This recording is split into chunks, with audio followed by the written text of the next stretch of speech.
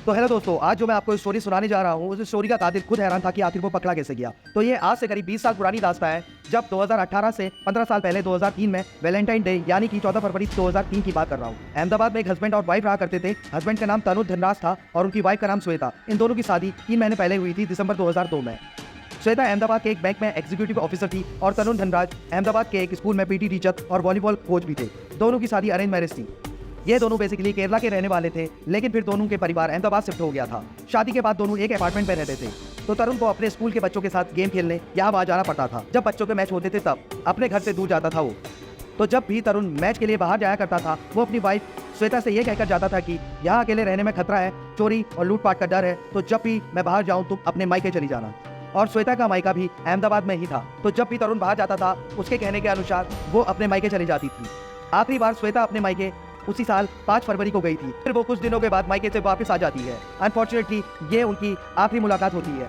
फिर Valentine day की शाम करीब 7 बजे श्वेता की उसकी बड़ी बहन से बात होती है। बिल्कुल नॉर्मल बात, 10 से 15 मिनट वो लोग बात करते हैं। फिर बात करने के बाद वो अपना फ़ोन रख देती है। फिर फ़ोन रखने के करीब 2 घंटे बाद तरुण का फ़ोन आता है और वो कहने लगता है कि आप लोग फौरन हॉस्पिटल आ जाइए, श्वेता की हालत बहुत सीरियस है। ये सुनकर घर वाले भागे भागे हॉस्पिटल पहुंचते हैं। तब पता चलता है कि श्वेता अब इस दुनिया में नहीं रही और तरुण जो है बैठ के बेतहासा रो रहा होता है। फिर पुलिस आती है। श्वेता की जो मौत है वो उसके ही दुपट्टे से गला घोंटकर मारे जाने से होती है। घर की हालत भी काफ़ी खराब थी, सब कुछ उलट पुलट हो गया था। ऐसा लग रहा था जैसे कि ये लूटपाट का मामला है। फिर तरुण कहता है कि मैं श्वेता को हमेशा समझाता था कि यहाँ अकेले संभल कर रहो, बहुत लूटपाट हो रही है इधर।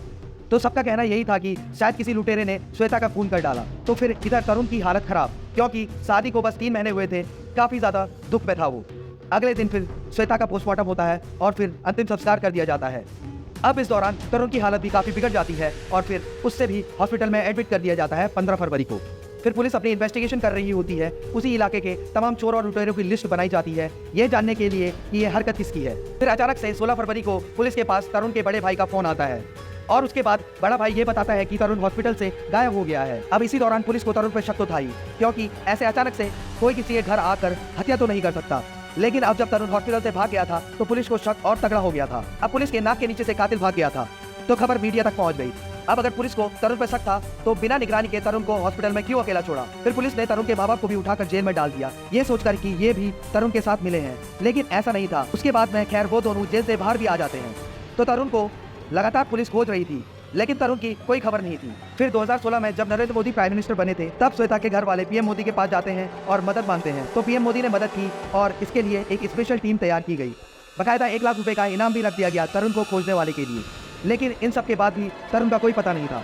फिर मौत के बाद इन्वेस्टिगेशन में पता चला कि तरुण श्वेता को शादी के बाद से ही परेशान कर रहा था और शादी से पहले तरुण का किसी लड़की के साथ अफेयर था, जिससे कि तरुण का अफेयर चल रहा था। तो उस लड़की ने कहा कि हाँ, मुझे 16 फरवरी को तरुण का फ़ोन आया था और फ़ोन पे उसने कहा कि चलो हम दोनों शादी कर लेते हैं। उस वक्त श्वेता की मौत को बस 2 दिन हुए थे और मुझे पता चल गया कि श्वेता की मौत का जिम्मेदार तरुण ही है। तो मैंने साफ साफ मना कर दिया, ये कहकर कि मैं कातिल से शादी कभी नहीं करूँगी।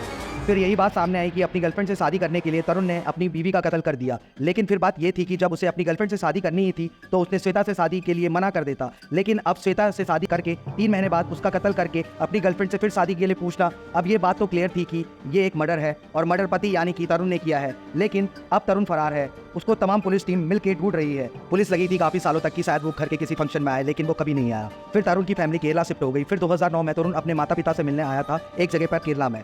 उसके माता पिता भी घबराए हुए थे कि किसी ने देख लिया तो गड़बड़ हो जाएगी। पुलिस इसे हर जगह ढूंढ रही थी। फिर जैसे ही तरुण अपने माता पिता से मिलकर लौटता है, उसके दूसरे ही दिन तरुण के पिता का हार्ट अटैक आ जाता है और उनकी मौत हो जाती है। फिर धीरे धीरे जैसे साल बीतते हैं वैसे वैसे पुलिस भी सुस्त पड़ गई। लेकिन फिर भी अभी इस केस को पूरी तरह से क्लोज नहीं किया गया था, खोज अभी भी जारी थी। फिर 2016 में एक नया पुलिस ऑफिसर आता है और वो पूछता है कि इस केस की फाइल खोलो, देखो कोई नई अपडेट है क्या। फिर इससे उसके पिता के बारे में पता चलता है। फिर पुलिस ने कहा कि उसकी जो गर्लफ्रेंड थी जिससे वो शादी करना चाहता था, उससे पूछो कि उसका दोबारा तरुण से कोई कांटेक्ट हुआ या नहीं। वो उन्हें बताती है कि हाँ, रिसेंटली ही 2016 में उसके कुछ दोस्तों ने तरुण की जैसी ही मिलता जुलता शक्ल वाला इंसान दिल्ली के किसी मॉल में देखा। फिर वापस पुलिस चौकन्ना हो जाती है और अपनी टीम भेजकर दिल्ली के उस मॉल में और उसके आसपास इलाके में खोज करती है। और इसी वक्त तरुण की माँ भी दिल्ली में थी, तो ये भी हो सकता था कि वो अपनी माँ के साथ ही हो, लेकिन वो अपनी माँ के साथ नहीं था। बस ऐसे ही वक्त बीत गया। अब 2016 में इस इंसिडेंट के बाद पुलिस को ये पता चल गया कि तरुण जिंदा है और अभी भी भारत में ही है, देश छोड़ के नहीं भागा। इसी दौरान उसे कभी गुजरात में देखा गया, कभी महाराष्ट्र में, कभी बेंगलोर में, कभी एमपी में, तो वो ऐसे ही काफ़ी जगह देखा गया। फिर धीरे धीरे इसी बात को 15 साल हो गए, 2018 आ गया और खोज अभी भी जारी थी। पुलिस ने भी ठान लिया कि इसे ढूंढना ही ढूंढना है। तो फिर पुलिस ने उसके भाई को खंगाला तो उसे पता चला कि तरुण उसके भाई के साथ किसी भी तरह के कांटेक्ट में नहीं है। फिर बची उसकी माँ, तो अब पुलिस को सिर्फ उसकी माँ पे ही उम्मीद थी और तरुण अपनी माँ के काफ़ी करीब भी था, तो पुलिस को ये तो यकीन था कि ये अपनी माँ से ज़रूर कांटेक्ट करेगा। फिर पुलिस ने उसकी माँ के फ़ोन को भी ट्रेस किया, उसे भी कुछ पता नहीं चला। फिर एक दिन उसकी माँ के फ़ोन पर एक लैंडलाइन नंबर से कॉल आया। अब जो ये लैंडलाइन नंबर था वो बेंगलोर का था। अब पुलिस उसकी माँ के फ़ोन पे आने वाली हर नंबर को क्रॉस चेक करती है, तो ये पहली बार था कि बेंगलोर के किसी लैंडलाइन नंबर से कॉल आया था। पुलिस को थोड़ी हैरानी हुई, तो पुलिस ने जब उस नंबर को जांचा तो पता चला कि ये बेंगलोर के किसी कस्टमर केयर सर्विस का नंबर है। अब पुलिस टीम हैरान कि तरुण की माँ को कस्टमर केयर से क्या काम। फिर ये भी शक हुआ कि कहीं इसी जगह पर तरुण काम तो नहीं करता। फिर क्राइम ब्रांच की टीम 22 अक्टूबर को 2018 को बेंगलोर पहुंची और वहां जाके बेंगलोर पुलिस से कांटेक्ट करती है और वो पूरा ऑफिस का खोजबीन करती है। बेंगलोर पुलिस भी मदद करती है, उस कंपनी के एचआर से कांटेक्ट करके सारे एम्प्लॉयज़ की लिस्ट निकालती है। कस्टमर केयर का एचआर सारे एम्प्लॉयज़ की लिस्ट भेज देता है। उस जगह पर तरुण धनराज नाम का कोई आदमी नहीं था, लेकिन एक शख्स उसमें ऐसा था जिसका की नाम सुनकर अहमदाबाद की पुलिस को थोड़ा शक होता है और वो नाम था प्रवीण भाटले, क्योंकि तरुण की जो माँ थी वो अक्सर प्रवीण भाटले और उसकी वाइफ निशा से बात करती थी। फिर पुलिस ने इन दोनों को कुछ सोशल मीडिया पर खोजा तो पता चला कि वो दोनों सोशल मीडिया पर भी नहीं यूज़ करते। लेकिन अब 2023 के ज़माने में वो दोनों किसी सोशल मीडिया पर नहीं है। ये सुनकर भी पुलिस को हैरानी हुई, तो अब पुलिस चौकन्ना हो गई। फिर पुलिस को ये भी पता चला कि प्रवीण भाटले और निशा के 2 बच्चे भी हैं। जैसा कि तरुण की माँ अक्सर इन दोनों से बात करती थी, तो पुलिस को ये भी शक हुआ कि कहीं प्रवीण भाटले ही तरुण तो नहीं। लेकिन अब ये था कि कंफर्म कैसे किया जाए कि प्रवीण भाटले ही तरुण है। तो अहमदाबाद के पुलिस को तरुण के बारे में सब मालूम था और एक बात ये भी थी कि जब वो स्कूल में वॉलीबॉल का कोच था तो एक गेम के दौरान उसकी एक उंगली टूट गई थी। तो पुलिस ने कहा कि अगर हम एक बार उससे हाथ मिलाएं तो उसकी उंगलियों को हम पहचान लेंगे। तो फिर उसी के next day Ahmedabad police Bangalore police को लेकर उसी कस्टमर केयर के ऑफिस में पहुंचती है। तो ये बात है 23 अक्टूबर 2018 की।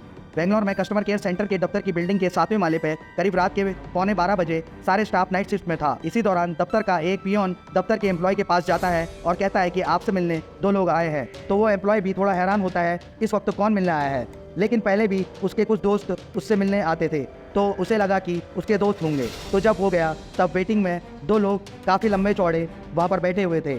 अब ये एम्प्लॉय उसके पास जाते हैं, तभी उन दोनों में से एक शख्स उस एम्प्लॉय के पास जाता है और अपना हाथ आगे बढ़ाता है और कहता है, हेलो मिस्टर तरुण। बस इतना सुनते ही उस एम्प्लॉय के होश उड़ जाते हैं, क्योंकि ये नाम तरुण उसने 15 सालों बाद सुना था। ऐसा सब उसे प्रवीण भाटले नाम से बोलते थे। तो फिर खौफ के साथ ही प्रवीण भाटले उस तरुण अपना हाथ मिलाने के लिए आगे बढ़ा देता है। दोनों हाथ मिलाते हैं तो सामने वाला इंसान प्रवीण की उंगलियां टटोलने लगता है। वो असलियत में उसकी रिंग फिंगर देखना चाह रहा था। वो उंगली उसकी टूटी हुई थी। जैसे ही सामने वाला उसकी उंगलियां टटोलता है उसे यकीन हो जाता है कि यही तरुण है। तो फिर वो कहता है कि चलिए तरुण साहब, खेल खत्म, अब वापस अहमदाबाद चलते हैं। और वो दोनों शख्स तरुण को नीचे उतारते हैं और नीचे पुलिस की गाड़ी खड़ी थी। फिर वो दोनों तरुण को लेकर उसी में सवार होते हैं और उसके अगले दिन यानी 24 अक्टूबर को वहाँ से अहमदाबाद के लिए निकल जाते हैं। तो गाड़ी में बैठ के उसमें से एक शख्स अपने सीनियर को मैसेज करता है। वो मैसेज में तरुण की फ़ोटो भेजकर लिखता है, वी गॉट हिम। प्रवीण भाटले ही तरुण धनराज होता है। तो फिर तरुण पकड़ा जाता है। तो अब पुलिस सोचती है अगर ये लैंडलाइन नंबर ना होता तो क्या होता। तो फिर सामने आता है कि तरुण अपनी माँ को अपने नंबर से कॉल लगाने की कोशिश कर रहा है, लेकिन उसकी कॉल लग नहीं रही थी और उसकी माँ अकेली थी। तो वो अपने ऑफिस के लैंडलाइन से कॉल करता है अपनी माँ के हालचाल पूछने के लिए। तो अगर तरुण ने ये लापरवाही नहीं की होती, अगर उसने अपने ऑफिस के लैंडलाइन से कॉल ना लगाई होती, तो शायद ये तरुण का राज आज भी राज होता। तरुण अब साबरमती जेल में है, उसे सज़ा मिल गई है।